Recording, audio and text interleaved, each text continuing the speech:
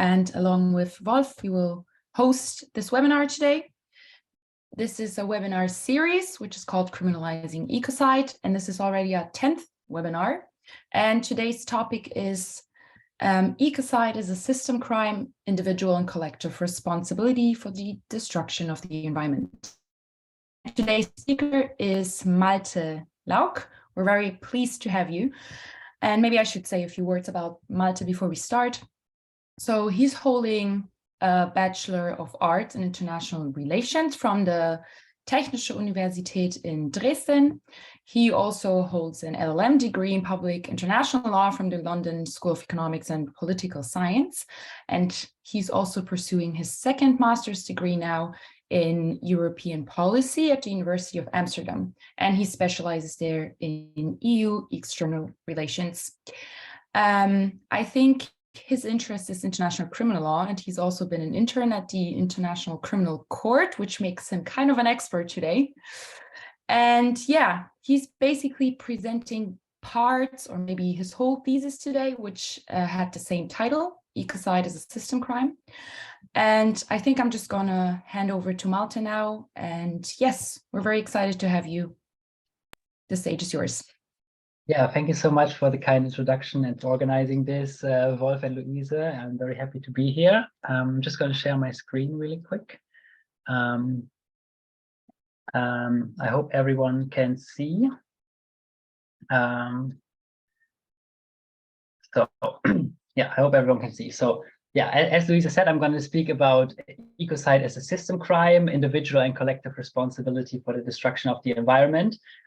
This is based on my master thesis last year, where I did research on this topic. And as Louisa said, I maybe unlike many of you, I'm coming more from the side of international criminal law rather than like the environmental movement. So maybe there's a bit of a different focus this time as opposed to some other webinars in this series, but I'm hoping that it would still be very interesting for all of us.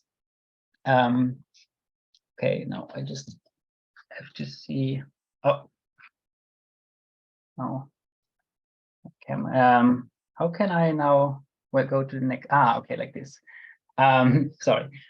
So the structure of this talk is going to be that I will first give a little introduction, and then I will talk about the historical debate between individual and collective responsibility in international criminal law.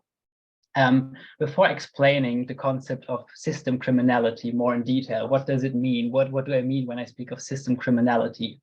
And after giving this general introduction, I will turn towards specifically ecocide as a system crime. What does system mean in the context of ecocide? And then we'll turn to the specific concepts of state responsibility and corporate responsibility, which I think are two of the most important ones in the context of ecocide. And then finally, I will just very briefly, because that's quite a technical thing, to turn to avenues for accountability for ecocide as a system crime under the current international criminal law. So how could we do it in the way it is right now?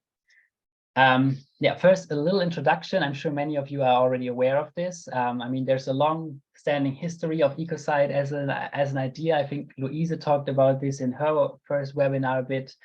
So there's a bit of there's a whole history to it that I don't want to dive into. But a very important development was in 2021, an independent expert panel, which was convened by the Stop Ecocide Foundation. So like the head foundation of Stop Ecocide Germany, which is organizing this webinar. And this expert panel was composed of international criminal law experts from a variety of different countries who came up with a legal definition for the crime of ecocide, which is supposed to serve as a discussion point or point of departure for an amendment to the Rome Statute of the International Criminal Court, which is where the campaign aims to put ecocide or to place ecocide as the fifth core crime. And here on the right, you can see the proposed definition from the panel, which is that ecocide means unlawful or wanton acts committed with the knowledge that there's a substantial likelihood of severe and either widespread or long-term damage to the environment being caused by those acts. Now, I realize that this is quite a technical definition, and we're only going to touch on part of those as part of this webinar. My LLM thesis or my project was really guided by the question, or like by the issue that the ecocide proposal really reopens one of the historical dilemmas of international criminal law. That is how to account for the role of system in the commission of core crimes, or to put it differently, how to strike the right balance between collective and individual responsibility for such crimes. Because as you can all imagine, these core crimes, for example, war crimes, genocide, crimes against humanity, and potentially ecocide, they don't really get committed by individuals. It's not like in a domestic criminal context where you have like a murder or a theft, which is one person, sometimes a small group of persons, but these are really big systems. And how I was wondering, how do we account for this, the fact that there's a system if we just punish individuals? So that was kind of my departure point for my thesis.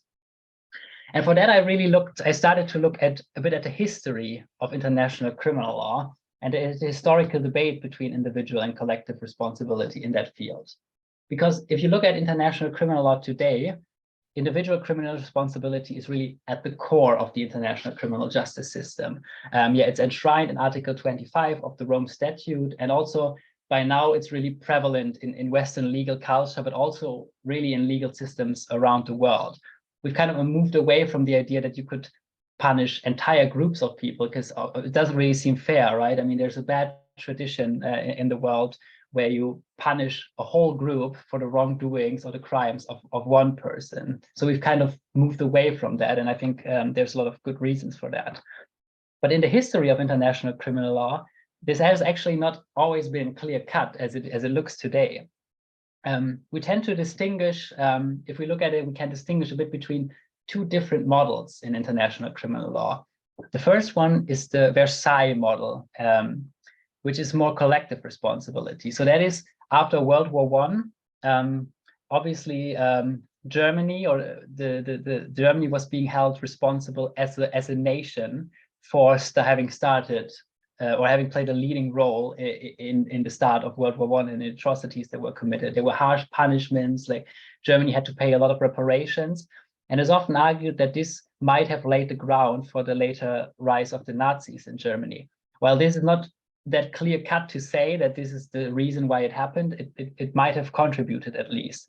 And because of this lesson, basically, the Allied powers after World War II decided, no, we don't want to go for collective punishment and collective responsibility anymore. We decide to go for individual responsibility. Those who did something wrong will be punished, and especially the leaders.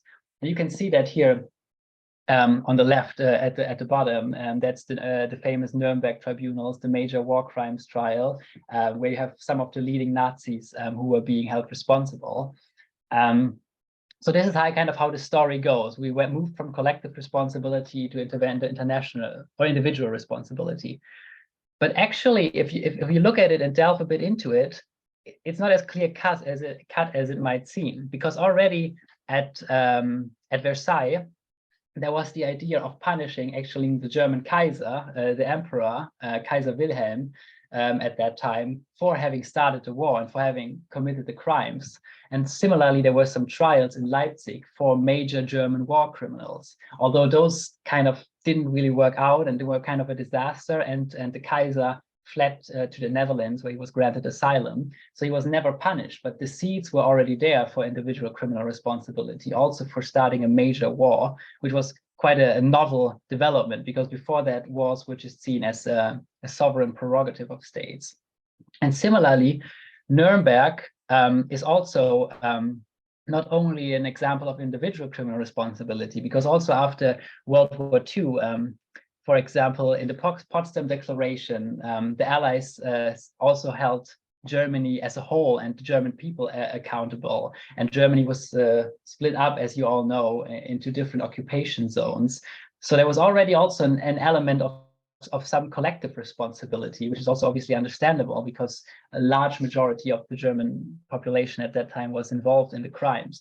So this clear story that we often hear about Versailles and Nuremberg is maybe not actually as clear-cut as it might seem. Now, moving on to the concept of system criminality, what does it mean?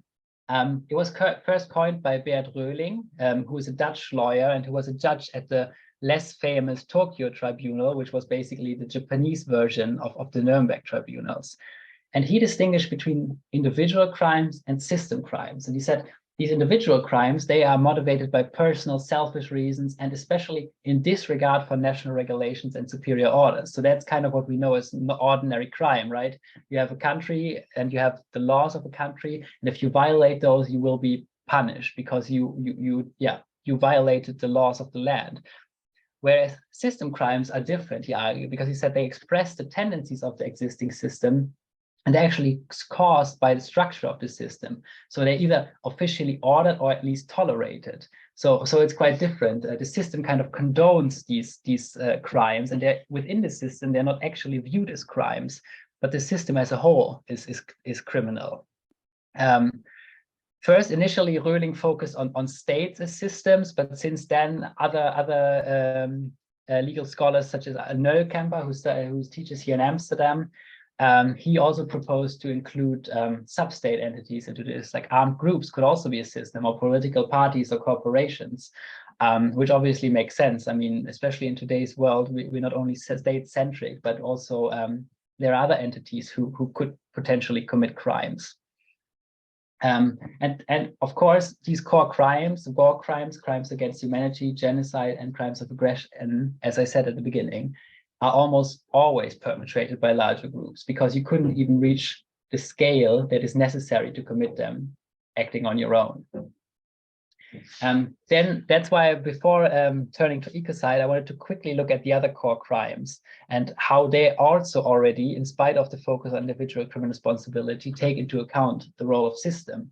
For example, with war crimes, the ICC looks particularly at them when they're part of a plan or a policy, or part of a large-scale commission of such crimes.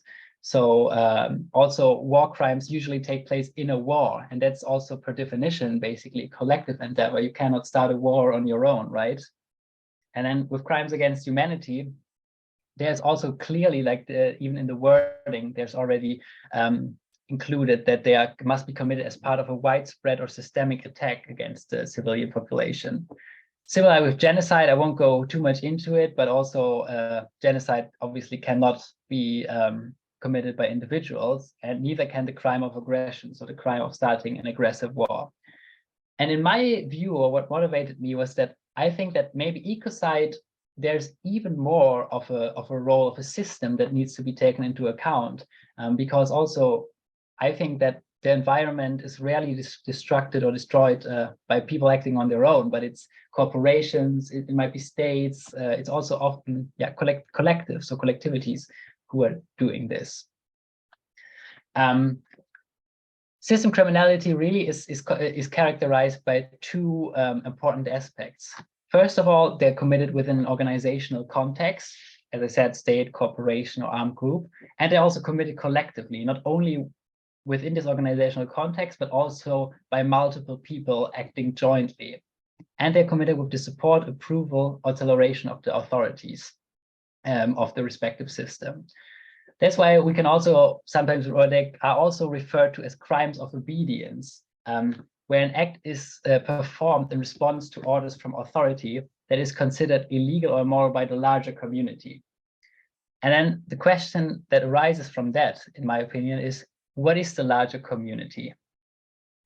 And again, taking the example of Nazi Germany, the larger community was really the rest of the world, maybe with the exception of Japan and Italy, who were allied with Germany, of course, because everyone condemned and saw that Nazi Germany was behaving in a criminal way.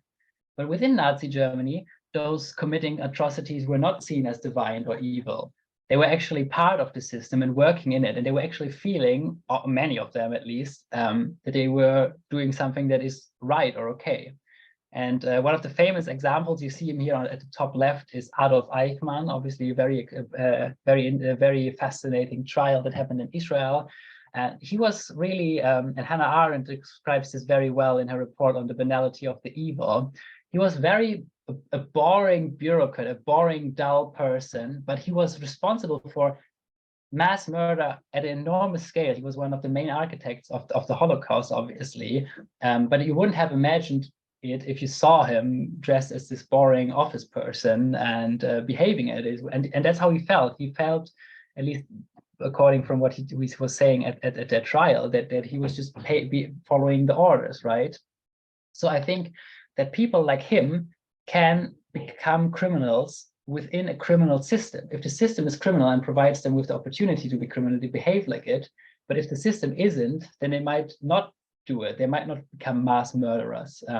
So I think it's very important to take the role of system into account.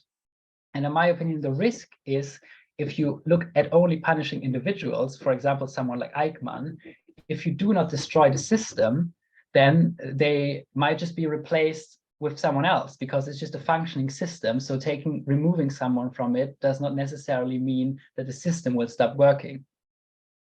And that led me to the question, who is the larger community or like juridical humanity in the case of ecocide, and who stands outside of it? Because it's less clear cut, I suppose, than in the case of Nazi Germany, because basically everyone is a bit contributing to ecocide, although of course to very different scales. And we, I guess, in the Western countries have been historically and are still way more responsible for ecocide than I'm going to say that, like, for example, the global South. And also within the West, there are, of course, certain actors that are way more responsible than others who are just living their lives. So I believe that the question of what is the system in the case of ecocide is a bit twofold. There are two systems that are important. One, the system as a cause. And I think that's the global, maybe capitalist economic system, because it really provides us with incentives to, it gives incentives to engage in environmental destruction, because it is geared towards profit, towards trade, and companies are trying to gain more and more profit. And as long as they can, they will accept, for the most part, I believe, that they will destroy the environment or have environmentally harmful side effects as they continue their economic activity. And then on a more smaller scale, within this global system, we also have systems as perpetrators, and those could be different things. For example, states, corporations, all these different types could be seen as systems within the bigger system. Yeah, in the specific case of ecocide, and going back to the proposal of the independent expert panel, while it is generally aimed at protecting the environment, I think, and you can see this from the preamble, that climate change is a major driver. I think climate change is also why the ecocide movement is gaining so much momentum. And that's also why I also get concerned about it, because, yeah, we're obviously destroying our environment and our habitable planet. Preventing that is one of the important motives, next to many others, for criminalizing ecocide. The problem is that due to climate change nature as a global phenomenon, which is caused by the worldwide emissions of greenhouse gas emissions of greenhouse gases, it's a bit difficult to assign criminal responsibility. Like, it's not as clear cut, because obviously so many small actors everyone is, at least to some extent, emitting greenhouse gases in their daily lives. So it's not clear to say, oh, these people or these companies emit greenhouse gases and these don't, and so all the blame can be shifted on a few people. Well, of course, that doesn't mean that everyone is doing the same to the same extent. And that's why there's, I think, some discrepancy maybe, or there are like different approaches. I believe that international environmental law, for example, kind of takes this into consideration through concepts such as common but differentiated responsibilities or equity. So there's clear understanding that certain countries are way more responsible, or almost entirely responsible, for climate change, whereas others aren't. But there's a focus on cooperation. How can we achieve this jointly? Whereas international criminal law has a focus on, like all criminal law, has a focus on condemnation, and because it punishes the most serious crimes of concern to the international community as a whole. So these are really different approaches, but I think we can also see that the cooperative approach so far hasn't really resulted in meaningful prevention of climate change, because yeah, there's no one really being held accountable for not protecting the environment more. So I think that's why it's very understandable that we're now moving more towards also including criminalization. I think that's a very important movement.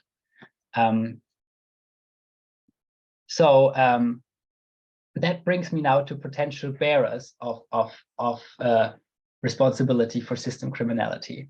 And the first are states. That also makes a lot of sense because of the state-centric nature of international law. I mean, although there are now international organizations, for example, and individuals are also increasingly being featured into international law, states are still the main actors. That's why also states were originally envisioned as bearers of collective responsibility by people who started thinking about it like. And also people who think a lot about ecocide, who have written on ecocide, say that ecocide is substantially driven by systemic imperative within the nation, within which the nation state has a central role. Because if you think about, for example, corporations, they obviously do their business within the legal frameworks and with the approval of nation states. So the nation state is providing rules and the corporations are acting within it. And the nation state is also responsible for the economic system. So a nation states play an important role. But the problem is that the structure of the international system makes it very difficult to punish states. We don't have state criminality. The concept, there was ideas to include it in the articles on state responsibility, but eventually it was decided against it. So we do not have a notion of state crimes. Instead, we usually speak of an act of wrongdoing, which obviously sounds much less intense than a crime, and it sounds more like a, yeah, that wasn't great, but it's not that bad either. So states are usually not being punished. So instead, we have now a complementarity of individual criminal responsibility and state responsibility. Whereas we say individuals are being punished for committing crimes at institutions like the International Criminal Court, which is responsible for individuals, where states are having their disputes adjudicated at the International Court of Justice, which is a bit confusing because it's also in The Hague, so they often get mixed up, but they're actually quite different institutions. But the problem here is that if you don't want, as a state, the International Court of Justice to make a ruling, then you don't have to agree to it and it will not happen. And also, obviously, you can't really be punished. The only thing that could happen is that you might have to pay a fine for your behavior. So it's not really that harsh of a prospect of punishment for the states. So I think there's currently a bit of an institutional gap because we don't really have an effective way in the international system to enforce collective responsibility. But I don't know, maybe some of you have heard of it. There has been a very interesting recent development because the UN General Assembly has requested the International Court of Justice to provide an advisory opinion on the obligations of states in respect of climate change. So I think that is very exciting and will be very interesting to see what the International Court of Justice decides. There will probably be no punishment or state criminality anytime soon, but I think we'll see a lot of developments there in the near future. The second major aspect that I think is important is corporate responsibility. Because obviously most environmental harm is not the result of wars, for example, although of course we see that as well in Ukraine at the moment. And there is already something in the Rome Statute that a crime of environmental destruction, which is part of war crimes. But obviously this is the very minor share of environmental destruction. Most of it takes place in time of peace, and which is why many ecocide advocates view actually corporations as the foremost perpetrators of ecocide. I mean, I just recently read that a couple of oil and gas producers are responsible for, I think, more than 30% of global greenhouse gas emissions in the past decade. So that's, of course, a major aspect of it. That's why some people have criticized the new legal definition for a lack of ambition regarding corporate responsibility, because it does not propose to extend the International Criminal Court's jurisdiction to include legal persons and corporations, but it sticks to natural ones. So it sticks to the focus on individuals and persons. And there's also more reason for skepticism that the ICC is going to prosecute at least individuals within corporations anytime soon, because it could already prosecute corporate directors for the current 4 crimes at least, but so far it has not prosecuted a single corporate leader. It has always gone for people from armed groups, for generals, but never for corporate directors. One problem there is that corporate decision complexes, or that's often said that that's one of the problems, that the corporate decision complexes are very complex and non-transparent. So it's difficult to determine who is responsible for what decision, especially in these major multinational corporations, where it's even hard for national countries to see and to regulate them.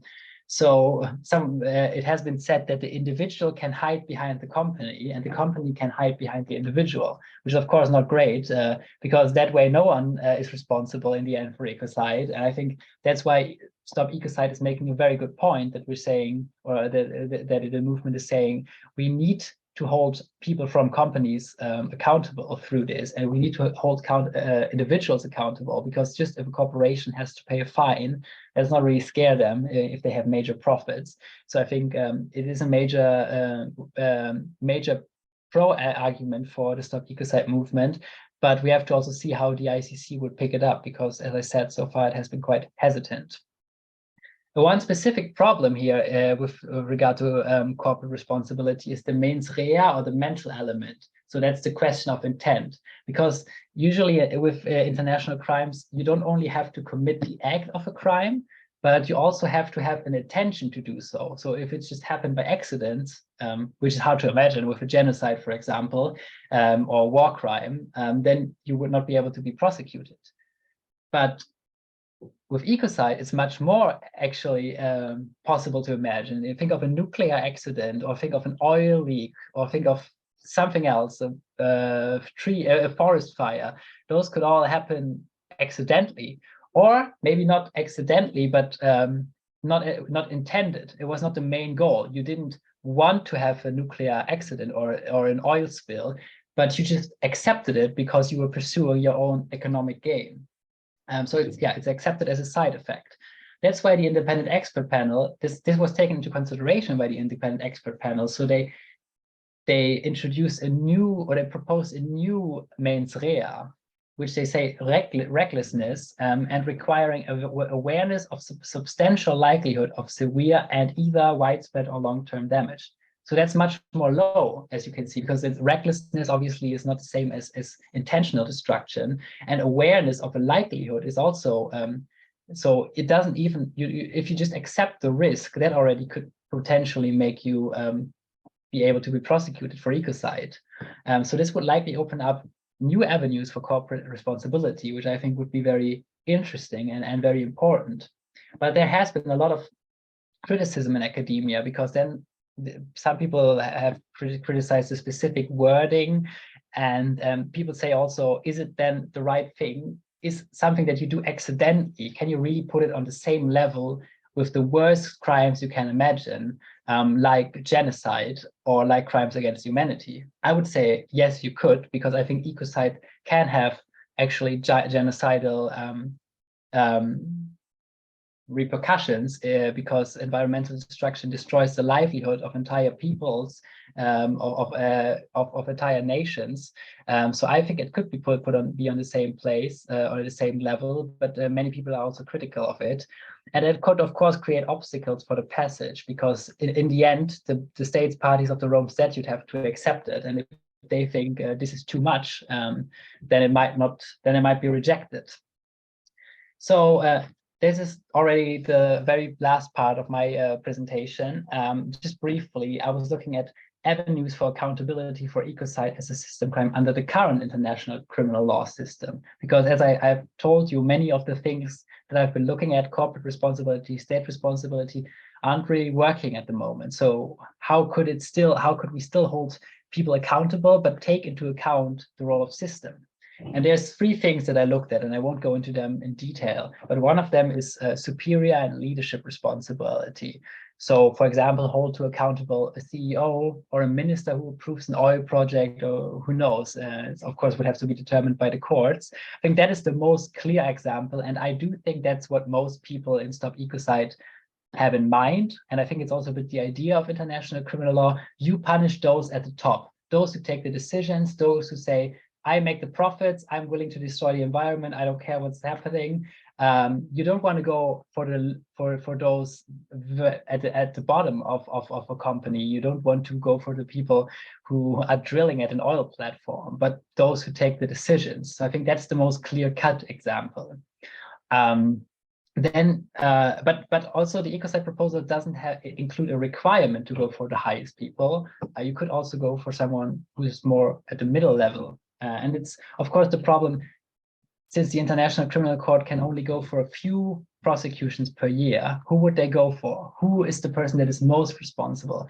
Would it be the CEO of a big company? Would it be a prime minister? It's very difficult to decide who is most responsible in such a complex thing like climate change and environmental destruction. Then the second option is going for co-perpetration or indirect perpetration. So that is if you commit a crime jointly with others. So that would also be a way to include the role of system.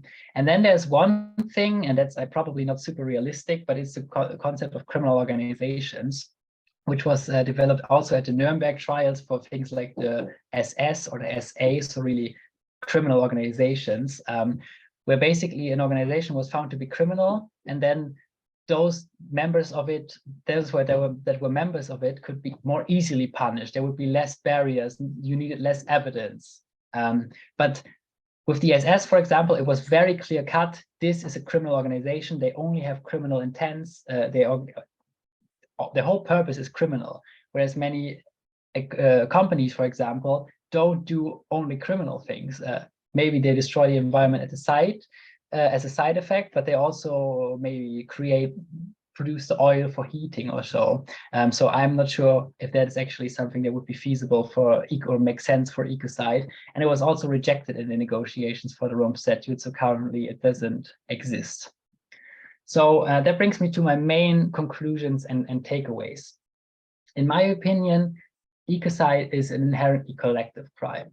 Of course, there can be individuals who could be held accountable for it, but it's not individuals who are committing it. It's very hard to imagine to me that you could also reach the scale that would make it an international crime, that would reach the level of, we want to bring it to the International Criminal Court, and you do it on your own, especially if it's not in the context of war, where maybe you could say someone who throws a bomb might actually reach that. But if you just do economic activity, I find it hard to imagine.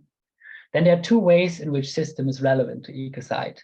First of all, I believe that ecocide is often caused by the way our global economic system is currently structured. And then ecocide is committed by systems such as states and corporations and other systems. Then another takeaway is that collective responsibility is actually not as alien to international criminal law as it might seem nowadays if you look at the discipline. So why not revive some ideas that have already been around? Or maybe not, but it's not unheard of. It has always been a major theme. And I believe that the current international criminal justice system is unable to fully account for the role of system organization. It can only pick out individuals and assign the blame to them. But then the problem is maybe everyone else who's not being punished feels like, oh, I'm not responsible anymore. My boss has been punished, so I don't, like, you can be a bystander or like a low-key participant, but you might feel like all your guilt has been absolved. So I wouldn't make any recommendation on this. I find that I'm still struggling. I haven't made up my mind entirely. It's more like a explorational from my side, but I would think that it would make sense to, if the amendment process to the Rome Statute is going forward, which I hope it will, and which I think it also does, I think in the process, if we want to make ecocide very effective, I think it would make sense to think about this relation between individual and collective responsibility and how we want to account for it to meaningfully contribute to the protection of the environment. That's it from my side already, and I'm very much looking forward to the discussion and the questions. Yes, thank you so much, Malte. This was very insightful and very important, what you've been talking about. And yes, if anyone has any questions, please go ahead. You can just raise your hand or just start talking, write something in the chat. Yes, and then we can start a discussion. And I will stop sharing my screen.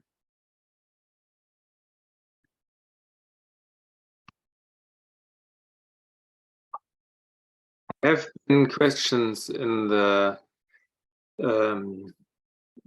chat, in the question section, not in the chat. So maybe we can look on those. Malte, do you see them?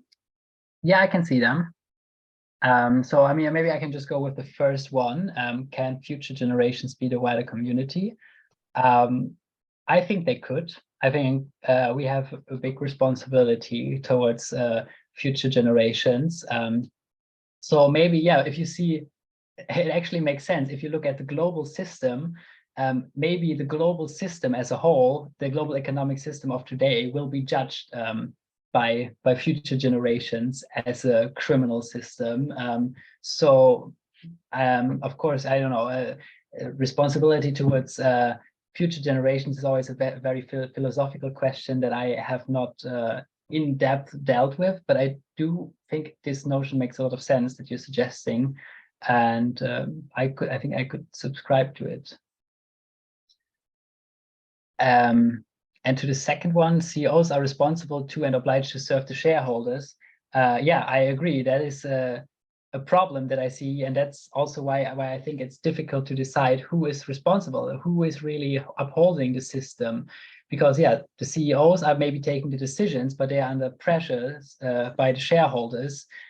So yeah, and if you take out a shareholder or a CEO, won't they just be replaced by another one? Like if you don't change the system and how it works, that's why I'm thinking, yeah, maybe it's difficult to at least criminalization should be accompanied by other measures. I don't think it can be the only solution, because I think it won't fundamentally change the system. On the other hand, potentially that's, I think, something that Stop Ecocide often says, that if there's a prospect for criminalization, then CEOs can say to the shareholders, I'm sorry, even though you might demand this, I cannot do this because it would be against the law.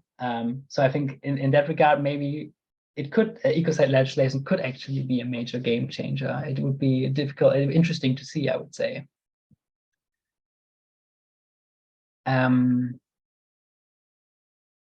Exactly. Yeah. Yes. I mean, you're also free to join in and share your thoughts, of course. Yeah. Yeah. No, I just wanted to stress the point. Yeah. I see someone raising a hand. Yeah. Yeah, that's me, baby. Yeah, please Okay, go ahead. thank you very much for this nice presentation and the thought-provoking ideas. The question is, of course, as it was already mentioned, is who is held accountable in the system. The system is composed of elements and nodes between them, and linkages between them. And the nodes are usually people, but can be also organizations, institutions, and anything else. And from a legal perspective, you can basically punish a person, but you can also impose financial punishment to an organization. But the system can be even a government. Yeah, and then you have the power question involved. For instance, the decision by the German federal court on climate says the government is not doing enough on climate change. But what is the power of the court in terms of forcing the government actually to do it? And who is held accountable in the government? You can say it's the chancellor, or the president of Germany, or the political parties, the parliament, and so on and so on. So each of them can be made responsible for the failure of keeping climate policy within the legal constraints. So there's a power question, of course, and in any case, any judgment from the court can have also unfold a political power, because it can convince people, it can be used by non-governmental organizations in the political struggle, and then even convince voters. So this is more an indirect effect of legal mechanisms. So you have the direct effect and the indirect effect in the political struggle. Yeah, maybe you can further develop your ideas into this direction. Yeah, I thank you for the input. I think that's very interesting. I think the power struggle is really at the core here. I mean, yeah, how can the federal court in Germany, for example, force the government to comply with its ruling? Or also, I mean, at the international stage, I mean, international courts have been traditionally struggling to enforce their rulings. Obviously, there's no enforcement mechanism if states don't want to comply. So, yeah, I think the rulings have to serve also as indirect pressure through mobilizing people to hold their governments to account. So yeah, I very much agree with what you've said. Thank you. Thank you for the interesting question, for the point. I'm losing a bit track. There's now multiple places where questions are being asked. Don't know which to go for. So there's a question. First, I go to the question, the Q&A section. Currently doing PhD research on ecocide. Do you think that effective mechanism to hold a big corporation accountable for ecocide is possible only on a national level? I think the national level will continue to play an important role. And I know there's a lot going on. I mean, there's a lot of national, also strategic litigation when it comes to environmental protection. I have to admit, I'm honestly no expert in national law. I'm really very much coming from the international and public international law perspective. So I think the nation states will continue to play an important role. But I also do believe that the signal that would come from criminalizing it at the international level would be very important to show that the wider international community believes this is the cause that is important. But I think this will be complementary to national efforts. So I think also criminalizing ecocide at the national level, there's a lot happening in many countries, and that also goes hand in hand, but also other strategic climate litigation. I think basically all legal fora that are available should be used, in my opinion, because it's such an all-encompassing issue. And then I'm going to chat. I'm in America. Our state, Georgia, and corporations are committing ecocide in our city right now. We need to look at litigation for our state, governmental or federal government to pursue possible lawsuits. How would you recommend we, the people, collect documentation for filing such lawsuits? I have to say I'm really hard pressed to give any advice on that. I'm not very familiar with the US legal system at all, unfortunately. So I don't think I would be in a position to give practical advice there. Very sorry, but I think there's probably a lot of people within the US who have more expertise on that, who could probably support you with that.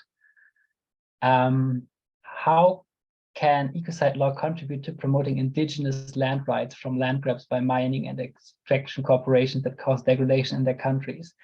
Well, I do think if people are being punished for engaging in land grabs and in mining, and I think those could be clear examples of ecocide being committed, then I think if the ecocide law actually leads to deterrence and prevents people from engaging in these practices, then it would indirectly help indigenous people, everyone really who is affected by environmental destruction. So I think that is the main goal. I think it would take a while to see that effect, but I think that's the end goal of criminalizing ecocide. There's some more context. A forest is currently being cleared to build a I think I mean, there we also see, I mean, there's of course there's the power questions, and the economic incentives, which are often causing people to engage in environmentally harmful practices. And I think ecocide would be an important contribution to reverse that and to show that these economic incentives cannot supersede environmental protection considerations. And I think I see another hand. Yeah. It's me. Yeah, go ahead. Okay. Yeah, what I was wondering about the whole thing on ecocide is all I've been following. What I realize, I don't know if I'm right or wrong, but my impression is that you don't really see any political will to make this go through, to make this reality. Actually, the opposite. You see people talking about making the moves, but nothing really happening, right? And just one more thing, because then we know already that there are some ecocides ongoing as we're talking now, like the Amazon deforestation, the plastic in the Pacific, and also the research that I make, the bees are being considered as well an ecocide. And then I was also thinking on how this can work, like, for example, deep sea mining is not there yet, but we know what's going to be. Yeah. It still is going to go ahead. I see. How can we prevent instead of punishing, right? I don't know. Tim, you raised your hand. Do you want to say something in response to that, or you also have a question? No, I don't. I have another question for you. Okay, maybe I don't know. Also, maybe Wolf or Louisa, do you want to? I think this is also just a general question. Yeah. Chip in. Yeah, I could answer. I would like to answer, because really it is one of the main things that we do not go for punishing people. So the concept of ecocide is not about punishing people for the crimes they committed, because as you probably all know, you cannot punish people for things they have already committed in the past. So we could only punish people for things they will commit after this law is in place. So the whole concept is about deterrence. So even discussing the crime of ecocide and showing that more and more states are thinking about it and are willing to go for it, like France, for instance, has a national ecocide law. Belgium is about to have one. We see extremely interesting moves at the EU level. So you might know that on the European level, there are at the moment discussions how to punish environmental crimes. Very interesting to see how the question of individual and system crime are looked upon there. So this would be one thing I would say to you, Malte, to look into this European process, because there both ways are discussed. So we don't really know what is going to happen, but we do know that there is a very interesting proposal from the European Parliament. This is being discussed at the moment now on the level of European Commission and the national European states. So what we can say, there is going to be a European law of ecocide in some way. And we will see this probably within this year. So very interesting things are happening there.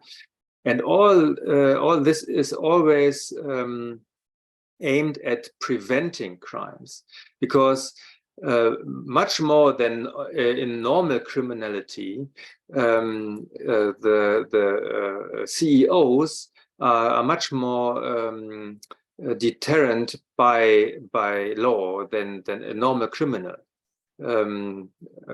Most of you might know that in criminology, it is often discussed if the criminal law really deters people from doing crimes. It is more about how likely it is that you are going to be caught. These are very interesting questions, but I think they do not really catch with this target group of CEOs, because for a CEO, as you mentioned, Malte, on the one hand, it's a very important for him that he can say, I cannot do this because it is not legal anymore. So we even know of CEOs that want to have ecocide law in place, so that they are able to say we don't do this anymore. So more and more companies really are supporting the cause. A very interesting move as well, because they do not want to destroy the environment, but they feel forced as long as it is not illegal to do so, because if they don't, the competitor will do so. So this is another very important thing. Ecocide law would not only give CEOs the arguments they need in respective to their stakeholders and shareholders, it will also very much deter them personally, because why should they take the risk of being personally to be held accountable and even go to jail maybe, if it's only to raise some profits for their shareholders? So they will not take this risk. So the idea is really that ecocide law has extremely high functions of deterrence, and really the whole concept is about those things not to be committed in the first place. It's not about punishing people. So with this said, maybe Tim might add something. I'll just go back to the topic of your presentation, which I want to thank you for very much, Malte. That was very insightful. So you said systems are the cause, or this system is the cause of many ecocides, and I agree with you 100%, our global economy in general. But then you said ecocide is committed by corporations, among others, and states, but I'm going to focus on corporations. But don't these corporations merely work for the global economy and for the system that we all are living in? Like, for example, fossil fuel companies, they extract oil and gas and coal and burn it to generate the electricity that we all need and require for our daily life. Like right now, sitting in front of all of our computers that won't work without electricity. So, and we want to punish those who do these activities so that we can have a pleasant life, which is the system that we're living in. So I know I'm playing devil's advocate here, which sometimes I find enjoyable, but I just want to wrap my head around this more, and was wondering what you would respond. No, thank you. I think that's actually a very valid question. I struggle with that myself. Like, I also, but that's also, I think, this with the question of intent, because with genocide, everyone knows this is a crime. There's no question about it.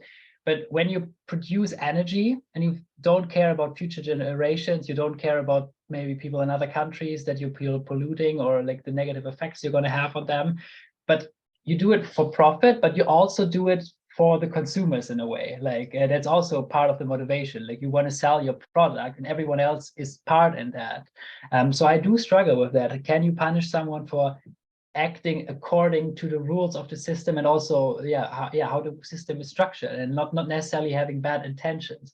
However, I also do see that corporations consciously try to prevent, for example, by lobbying against harsher climate legislation, or by using their power, their lobbying power to make the most of the economic system and how it works, and to abuse it to increase their profits. And I think maybe that's like there's always like you have these leaks. I think there was also an article by The Guardian which talked about these how like these fossil fuel companies are responsible for 30% of greenhouse gas emissions. Of course, they don't produce it just for themselves, they produce it for consumers, but they also want to use it as much as they can to make profits. And I think maybe that's a point where you can say, yeah, they play, but they also they play according to the rules of the system, but they also try to make the system work for them and to perpetuate it. And maybe that's a way how you could like tackle that. But I also struggle with it the same way as you are.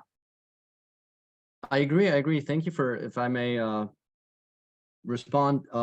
Thank you for your response. I agree with you, and I do think we should also focus on things like lobbying against changes in the law to make environmentally friendly behavior more wanted by corporations. And also what you said, greenwashing and consumer fraud, like companies saying they're so renewable and so green and everything, and they're really not. That's also a problem, but that's not ecocide, I don't think. So, but yeah, but like if the companies that extract fossil fuels and burn them right now stop doing it, then others will. So like I've come to think that maybe we should focus like on political changes and changes in the law. But yeah, it's a process. It's a constant process. No, thanks for it. I agree. I have a lot of I'm also continuing to think about it. That's also why my talk didn't provide a definite answer. It was more an invitation to think further, because I think it's impossible at this moment to give a definite and valid answer to say this is the way to go and everything else, or we should only focus on one thing and not on other avenues as well. Goes hand in hand. I would like to add, and maybe one more thought. In my opinion, especially criminal law really does something with the moral constitution of our societies. So only the things that are really clear within criminal law are really accepted in the whole society. Think about murder. In what society would we live if murder would not be a major crime? So as long as ecocide is not a major crime in our societies, as long will the economic and political structure continue to be as it is. And of course, it needs the political will to change this. And economic power is of course a very important question as well. But as I pointed out, things are changing. There is political support, very much so at the moment. And even within corporations, more and more people say we do want those global guardrails that we need. So it doesn't work focusing only on one side, only on the law, or only on politics, or only on economics. It will only work when all works together, and it does actually. I want to stress very much at the moment. Lots of people and institutions are working in the right direction. And so we do think that we will see major changes coming up soon, which we so badly need. So looking on the time, it's already over an hour. I would like to thank you very much, Malte, for this great presentation. We will put it on the YouTube channel, hopefully sooner than the last ones. We will share the link always and again and again, and we want to have all these recordings to play a major role. And so thank you all of you for all the good questions. They too will play a major role in all this. So thank you very much. We will see you hopefully with in 4 weeks' time not 2 weeks time, but we have a little break in 4 weeks time. Tim and his colleague Heber will point out to us very interesting things about ecocide within Islamic law. Very, very interesting things there, especially looking in the direction of Global South. And then I can already say we will have probably one more webinar. Then it will be the 12th, and this will be about rights of nature, very interesting topic as well, and ecocide. We haven't got a time there yet, but that will be our last webinar for this round. So having said that, thank you very much again, and good night. Thanks a lot for having me. It was a pleasure to be here. And thanks for the questions. Bye, everybody.